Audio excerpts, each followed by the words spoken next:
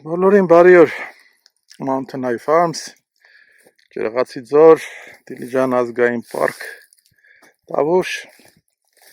2025 թվականի սեպտեմբերի վերջ, Սև անգուսների մայրամանկական գլխաքանակ, խումբ, որն արածում է մեր ամենաբարձրադիր արոտի տեղամասում, մոտ 2100 մետրի վրա։ Արդեն երեկո համար է, ժամը 3-ն է, համարյա 3-ը, տաք սեպտեմբերի համար տաք եղանակ է արևոտ, անպամատություն չկա, ջերմաստիճանը երևի կլինի 14-15, բայց զգացում է, որ շուտով կցրտի։ Այսօր ես պետք է պատմեմ մեր անելիքների վերաբերյալ հենց արոտների հետ կապված ինչ ենք անելու, ինչպես ենք պատրաստվում ձմեռացմանը։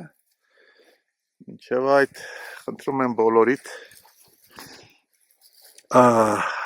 բաժանորդագրվել այս ալիքին, խնդրում եմ տարածել և հավանել մեր վիդեոները, խնդրում եմ նաև կոմենտներ գրել, որովհետև YouTube-ը փոխել է ալգորիթմը, հիմա նախապատվությունը տրվում է այն տեսանյութերին, որոնց հավանում են, որոնց կոմենտ են գրում, այսինքն կա activity ինչ-որ չափով։ Սա մեր մայրամանկական գլխաքանակն է։ Խնդրում եմ նաև այցելել մեր այս տեսանյութի տակ տրված հղումով մեր կայքեջին, որը անընդհատ թարմացվում է, հետաքրքիր կլինի ձեր համար նաև մեր գործունեությունը նայել, նայեք մեդիա հոդվածներ բաժինը, այս մեր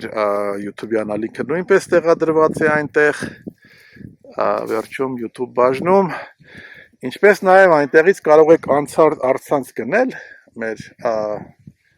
արտադրանքը, սև անգուսների և դորպերների միսը կամ տեսնել թե որտեղ է այլ ուրիշ տեղ որտեղ է վաճառվում, մասնավորապես Օրիենտ խանութում կողբացու վրա, մատուցվում է նաև Good Thematic Bar and Restaurant Սարյանի վրա ռեստորանում, որտեղ շատ լավ են պատրաստվում մեր բարձրակարգ անգուսի մսերը և կարծեմ արդեն սկսել են դորպերի միս նաև մեր արտադրության մատուցել։ Okay, այսքանը մինչև ուրեմն թեման սկսել է, հիմա սա սեպտեմբերի վերջն է, օրացուցային, ես միշտ խնդրում եմ տարբերել, որպեսզի ունի օրացուցային սեզոն, կոնկրետ օր, բայց մենք իրականում գտնվում ենք սեպտեմբերի սկզբին։ Այս տարի նորից ամեն ինչ փոխվել է, շեղվել է, մենք ունենք եղանակային շեղում, մենք ունենք եղանակի փոփոխություն, գլոբալ, Հայաստանը այն երկրներից մեկն է, որը ամենազգայունն է այդ եղանակային փոփոխությունների մարդու գործունեության հետ կապված և ոչ միայն մարդու գործունեության, բոլորակը միշտ եղել է փոփոխվող եղանակի պայմաններում, մինչև նույնիսկ երբ որ մարդն է եկել բոլորակի վրա,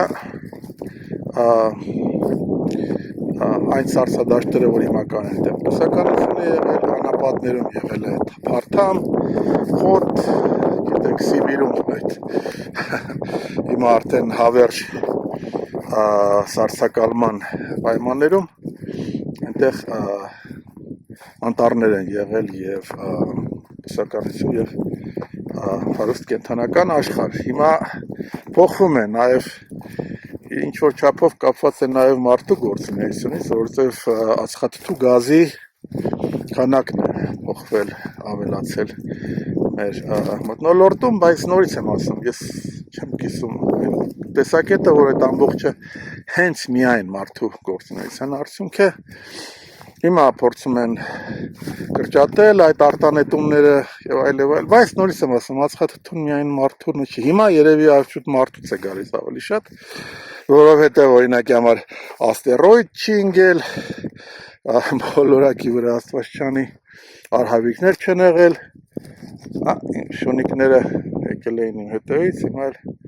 նորից վերադառնում են իմ հետ։ Այստեղից շատ գեղեցիկ են երևում, նորից մեր անկոսները լանջի վրա։ Ինչ որ է, փոփոխությունը զգացվում է եւ մենք հիմա գտնվում ենք ոնց որ նոր պետք է սեպտեմբերը նոր է սկսվել եւ մենք այս տարի եւ չեմ հոգնելու ասել երևի որոշ ժամանակ դրա մասին որ մենք այս տարի անցել ենք արհավիրքային երաշտի միջով ուրեմն տավուշում 2 ամիս անձրև չգա եւ չլինի մառախուղ եւ պահի շատ բարձր ջերմաստիճանը որից ամբողջ խոտը չորացել էր եւ մեծ անհարմարություն եւ անհանգստություն էր պատճառել որտեղ պետք է պահենք կենթանի իսկ մենք այն ֆերմերներն ենք այն ֆերման ենք ժողովուրդ քիչ ավելի լավ բռնեմ այս կամերան շատ չշարժվի մենք այն ֆերման ենք որ չենք օգտագործում այլ խոտ ներողություն այլ կեր բացի հարուտային խոտից եւ տեսանյութերում պատմել եմ ինչպիսի հնարքներով չգիտեմ նայելով հետևելով հիմա մենք բերը հասցրել ենք այնտեղ որ կենթանիները հիմա արդեն ապահով են որովհետեւ չեն նիհարել մենք կարողացել ենք ճիշտ կառավարել արոտները այնպես որպեսզի իրենց քաշերին վնաս չհասցվի հատկապես փոքրիկներին որ մայրերը պետքա լավ կերակրվեն որպեսզի լավ կաթ ունենան այդ ամեն ինչն արել ենք հիմա մնացել է որպեսզի մենք հասկանանք թե ինչ ենք անելու ձմռանը որտեղ մենք ձմռանը նույնպես մենք արոտային պայմաններում ենք մենք կենթանիներին ճամբարում ենք մեր ծածկի եւ քամարկելի մոտ ծածկի տակ քամարկելի կողքին միայն այն դեպքում երբ որ բոլոր ամբողջ արոտները ծածկվում են ձյունով ամբողջությամբ միայն այդ ժամանակ այլապես ոչ դրանք գտնվում են արոտի պայմաններում եւ որպեսզի արոտը հատկապես ձմռանը էֆեկտիվ լինի հարկավոր է այն պաուստավորել քիչ բացատրեմ թե ինչ է նշանակում ձմռան արոտը էֆեկտիվ լինի ձմռանը այս կենթանիները պետք է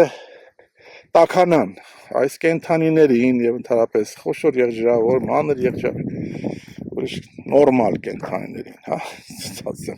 չդեգրադացված կենթանիներին մեր կովկասյան գորշի դեգրադացված մնացորդների մասին չի խոսքը իրենք չգիտեն ինչ բան է կենտրոնական ջեռուցման համակարգ բաքսի չգիտեն ինչ է մարդ բան է այդ որ տնում են տաքացուցիչներ եւ այլ չգիտեն եւ պետք չի իրենց խցկել գոմերի մեջ ուրեմն օդի որակը ծայրահեղ անտանելի դարձնելով այս կենթանիներին իրենց արտաթորանքի մեջ ստիպելով որ ապրեն դրանով տաքություն ապահովեն դի հիմարությունը դա չի կարելի դա կենթանիներին դուք հակառակը դանդաղ սպանում եք ջեռուցումը այս կենթանիների համար կերն է այսինքն որպեսզի կարողանա ինքը պահի իր օրգանիզմի կենսագործունեությունը նորմալ ձմռան ընթացքում գումարած նաև կարողանա ցրտի դեմ պաշտպանվելու համար հավելյալ էներգիա ունենա տաքություն ունենա իր օրգանիզմը որպեսզի կարողա դիմանա իսկ դա կերն է որպեսզի ձմեռային արոտը կարողանա այդ պայմանները բավարարել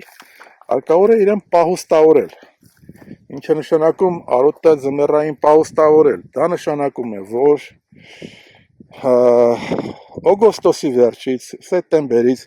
մեր պայմանների համար որոշ տեղեր միգուցե հոկտեմբերից այդ արոտավայր չպետք է մտնի որևէ այլ կենթանի ընդհանրապես կենթանի չպետք է մտնի փակել թույլ չտալ որպեսզի կենդանիները մտնեն արոտ։ Եվ այդ արոտավայրը պահուստավորել այդ տեղամասը ձմռան համար։ Հենց որ ցրտերն ընկնում են եւ ամառային ձեր արոտները արդեն վերջացել են, սկսում է ձմեռային արածությունը այդ արոտավայրը։ Մեր համար դա նոյեմբերի վերջն է, դեկտեմբերի սկիզբ, երբեմն դեկտեմբերի կես։ Դա է մեր համար ձմեռային արոտի ուրեմն այդ անցնելու պայմանը։ Դա է։ Երբեմն դեկտեմբերի վերջ։ Պահուստավորված արոտավայրը անցնելու ժամանակաշրջանը։ Եվ կենդանիները կմնան առանց ճամբարվելու, նորից եմ ասում, իրենք կմնան մեր ձմեռային արոտներում, մինչև որ ձյունը ծածկի ամբողջ արոտները, դրանից հետո մենք իրենց տեղափոխում ենք ծածկի տակ եւ սկսում ենք կերակրել արդեն ձեռքբերողի տուկերով խոտով, հենց այդ պատճառով մենք այդ խոտի պաշարը կոչում ենք ստրատեգիական, ռազմավարական։ Միայն այդ պատճառով։ Հիմա սովորաբար ես ասում եմ, որ վերականգնողական արոտային ուրեմն անասնապահությամբ զբաղվող ֆերմերը պետք է ունենա ռադար, ինքը պետք է տեսնի 2-3 ամիս առաջ։ Իրենից առաջ ինքը դիմանա հաջորդ ամիս, այն մյուս ամիս, երրորդ ամիսը իրանից առաջ գտնվող որտեղ է ինքը լինելու, իր կենդանիները որտեղ են լինելու։ Դա այդպես է։ Պարտադիր, չիմացար, ուրեմն մոլորվել ես, կորել ես։ Մտածի ինչ ես անելու։ Այս արհավիրքային ամառը իր երաշտի 2 ամսվա երկարության երաշտի պատճառով մեր ռադարը մենք ստիպված ենք ավելի հեռացնել, երկարաձգել։ Մենք պետք է տեսնենք ոչ թե 3, այլ 5-6 ամիս առաջ։ Այսինքն հիմա սեպտեմբերի վերջն է, հոկտեմբեր, նոյեմբեր, դեկտեմբեր, հունվար, փետրվար, մենք պետք է կարողանանք մինչև դա տեսնել, որովհետև հիմա մենք պահուստավորել ենք արոտները, այդ արոտներից որոշ մասը նաև չորացել է։ Ճիշտ է, հիմա արդեն այս հորդառատ անձրևների պատճառով եւ արդյունքում նրանք վերադառնում են, վերականգնում են այդ արոտները, դուք տենում եք արդեն այստեղ այս ճանապարհի վրա եզրերին կա կանաչ խոտ,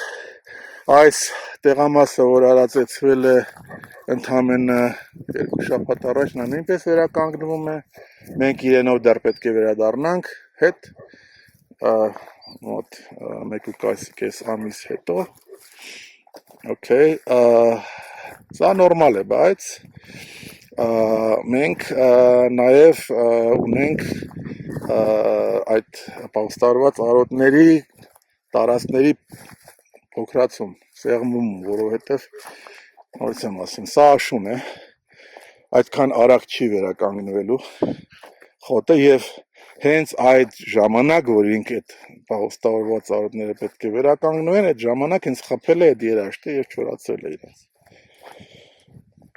Հիմա մենք պետք է մեր առաջի 2-3 ամիսը խոշորացույցով պետք է մեր ռադարը ցույց տա, դրանից հետո մենք պետք է իմանանք ինչ ենք անելու, մինչև հունվար, փետրվար։ Վատագույն տարբերակը կլինի իհարկե նույնիսկ եթե արոտավայրերը ծածկված չեն ձյունով, ուրեմն անցնել ռազմավարական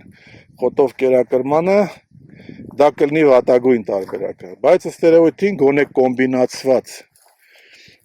ձևով, եւ արոտ եւ